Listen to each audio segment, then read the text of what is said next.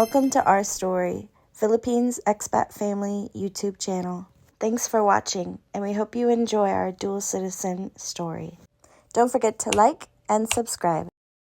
Hi y'all, welcome to episode 6. This is Philippine Expat Family, and I hope you're enjoying the process, watching the process and the adventures of our family so far. And this episode is going to be an emotional one, okay? So we're still waiting on the appraisal results. That literally is the same update as from the last episode. I'm going to share a little bit more. I'm going to be a little bit more vulnerable, a little bit more emotional with you guys about the packing process since I started that more intensely recently. So that's going on. Oh, but let me share with you guys first the good stuff, which is we had our last Christmas in the U.S. This is our last Christmas in the U.S. before moving to the Philippines to reconnect with family and our roots. This year feels so special. As we prepare for our move to Bacolod, I've been reflecting on what Christmas means to us as a family. Wrapping gifts for my kids and wearing our matching pajamas are traditions I'm holding on to tightly. It's bittersweet knowing it's our last holiday here, but also exciting to think about celebrating next year with family in the Philippines. This Christmas is a reminder that while places change, the love and joy we share as a family remain the same. I can't wait to bring these traditions to our new home. Dun, dun, dun. I got a move here too! Ah, I really wanted this! Ah, thank you, Mama! You're welcome. Ah, I got the hot and rainbow cake! What the? This is my favorite! Follow along as I document our journey to the Philippines, share our preparations, and embrace this next chapter. Merry Christmas from our family to yours. That was emotional. That was all, a whole thing on its own. And my mom is considered Lola in our family, which means grandma in Tagalog. She's Lola to my kids, and she's decided to start a YouTube channel. So if you guys want to check out hers, go ahead and click this link over here. Check out her videos. She'll share her perspective on being the Lola and her own side of the story. She's the one that is moved here to America from the Philippines. She was born and raised in the Philippines. She moved to America when she was 22, when she married my father. And yeah, she's got her own story. I'll let her share her story, but she sacrificed a lot to build the life that we have here and give us the opportunities that we've had. So I'm really grateful to her for that, for all the sacrifice and her going through those challenges. So this is an emotional episode, y'all. So I'll let her share her story. I'm sure she will share it a little bit. So yeah, we had our last Christmas. We will also have our last New Year's. But 5, 4, 3, 2, 1. Happy New Year!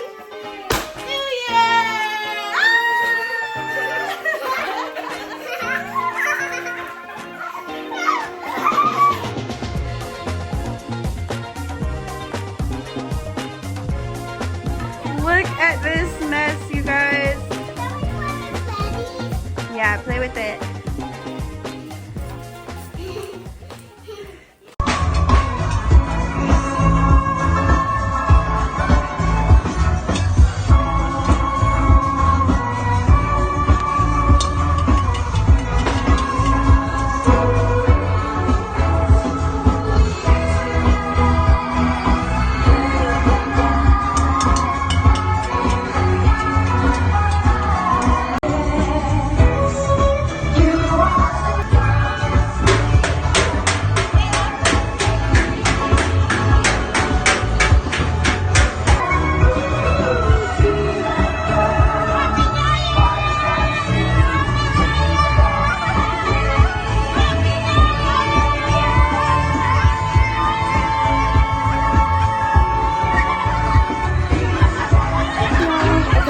So I'm going to go ahead and let my emotional self take over here and give y'all some vulnerability. Good morning, y'all. It is the morning after Christmas, and I'm so tired from the holidays, but I have so much stuff to get rid of. Like, my house is an absolute mess because I've been sorting everything and trying to post stuff for sale. It's been really difficult to sell stuff lately, which I'm worried about the time frame because of getting things sold by January 19th. Because it seems like lately people are really not wanting to spend money because the economy's so bad that no one's wanting to spend money, or they're like offering really low prices on stuff that's worth so much more than what they're offering. So it's a little frustrating. I mean, I even have like huge, large smart TVs, flat screen TVs that, like, I guess I don't need to add flat in there. Everyone has flat now.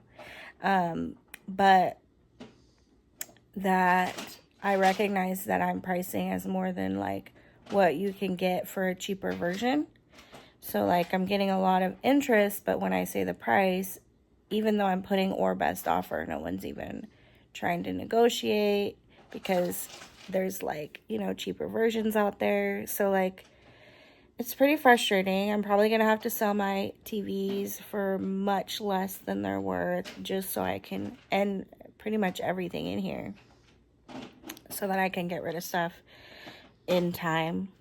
And if things aren't sold by the time I have to go, then I'm going to like post a free ad, like come get whatever's left type ad.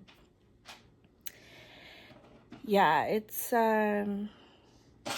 frustrating, it's overwhelming, and it's emotionally difficult to be getting rid of stuff that, is worth more for less than what it should be worth even used. So, yeah. But I need to remember that this is totally worth it for the life that we're going to have in the Philippines. Right, Enzo? Uh-huh. And yes, these items a little bummy that I'm not going to get like as much money that we could use for the move and everything, but it's still worth it. And the money that we do get is a blessing, and we can use that money to get the stuff that we need over in the Philippines, which the stuff in the Philippines is going to be much less expensive. So anything that we get here is going to be worth a lot over in the Philippines, so we'll be fine, right, Enzo? Yeah. Yeah. Get it? How long will you keep playing it? I'm hoping, I'm wishing that one day you listen so we can connect again. I'm feeling the purpose. I know we're not perfect, but my soul is reaching out. I'm gonna That we're keeping got condensed to this one bag of sentimental things. hand you the truth. I ain't got a calling card. What can I do? Froze up on you, taking me by surprise. Word has it, what word has it? Whisper through the grapevine. Word has it, what word has it? Whisper through the grapevine. You fade out.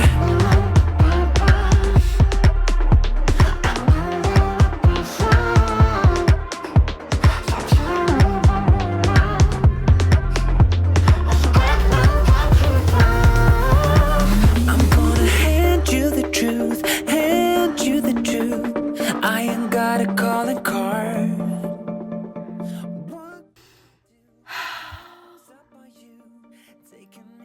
So, this packing stage is probably one of the hardest, emotionally hardest packing stages I've ever experienced. I mean, I've had some emotional packing before, you know, based on scenarios that maybe weren't ideal. But this one's different. This one's different because I'm leaving the country. So like there's a lot of emotions that are coming up about, like, it feels like a final goodbye, like rather than just like, okay, see you later, with people that I've grown up with, or just people in my life in general that have been in my life. As far as like people from my history, not necessarily that like are close to me now. So that like kind of like that, it's like creates such a final goodbye. And so like all these emotions are coming up, and memories, and you know, it's just a lot. And like I was packing up, you know, the Christmas stuff earlier today, and I did not want to do that because I knew what emotions would be coming up, and it took my son to say, I want to do it right now, because he didn't want to miss out on it, to get me motivated enough to do it. But that one was really hard. It was harder, I'll be honest, like as I was thinking about doing it as opposed to actually doing it. But it was hard because I was thinking about like, this Christmas stuff that I'm getting rid of is the stuff from the decorations that I got with my ex-husband, with my kid's dad and his children, and the life and family that we had together. So that was really emotional because, you know, there's always a part of me that loves him, will always love him, and will always grieve the fact that that this marriage didn't work with my kid's dad. So like it felt like a final goodbye to that as well, if that makes sense. Definitely was on the verge of tears, and the emotions were definitely welling up. And now I'm sitting here shredding documents from old clients, and that's bringing up emotions, just the kind of the history of my career and how far I've come, and or just in general, like kind of processing the experiences that I had with different clients and their stories. And it's because, you know, like this stuff, if I was just moving to another state even, or just down the street, I wouldn't be getting rid of all the stuff that I'm getting rid of. In one hand, it's super emotional, and it's hard for people to say goodbye in general. This is like this feels more like a intense goodbye than if I was gonna be still in the country. Yeah, it's a lot. I wasn't honestly expecting this, but yeah. So on the one hand, it's really emotional and hard, and then on the other hand, it almost feels like cathartic, like a final letting go at the same time of maybe some history that these things are reminders of that I would have held on to longer than I should have. Now that I'm letting these things go, now I'm realizing, you know, maybe I should have started over, and, you know, I didn't really put much thought into how much of those items were reminding me of situations that I could have worked on letting go of more. Yeah, so that's good. So it's exciting at the same time. There's this kind of letting go, cathartic, and then there's also this like letting go finally, right? Like there's not going to be items reminding me of my history. And then there's also this excitement of like, okay, I get to build a new life, start, literally fresh start. Anything that we're keeping is very minimal. And we get to like redo our whole, like, we get to have a cohesive household decor, not from like gathering all this stuff throughout my adulthood, but like we're going in and it's going to be what I want, everything that I want. So it's really exciting on that front. So I just wanted to share go hop on here and just kind of share the emotional part of all of this that's happening. Yeah, people have been coming here today and picking up stuff, and yeah, it's been interesting. It's been interesting. Another thing that I thought of as I was watching that clip back that I just spoke about is that this apartment that I'm in and that I've been in for 4 or 5 years with the kids, I raised them here from babies. You know, Enzo was 1-ish. Riley was born here. Not born literally, but you know what I mean. So, and their dad and I got this apartment together. We moved from Oregon. We tried to start over our relationship in this apartment, and it didn't work out. So there's a lot of emotion about leaving this home in particular. You know, I couldn't wait to get out of this apartment. I felt like, you know, I want to buy a home for me and the kids, and I want something bigger. But there are so many memories in this apartment that it feels, and from when I hit adulthood, this is the longest I've ever stayed in one spot. So there's a lot of memories in this apartment, this home that we've had, and so there's a bit of emotion about leaving this apartment as well. So yeah.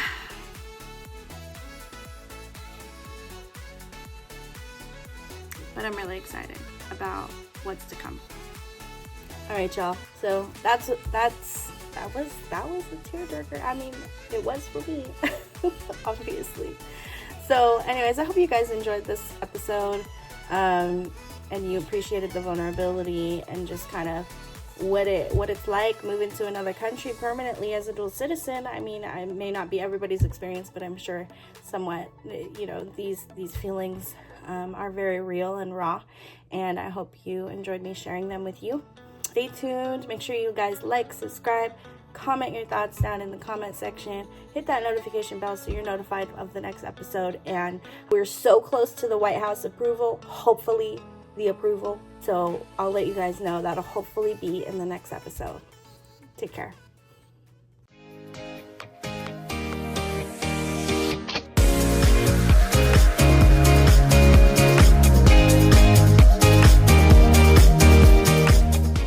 Thanks for watching, and subscribe to watch more family adventures.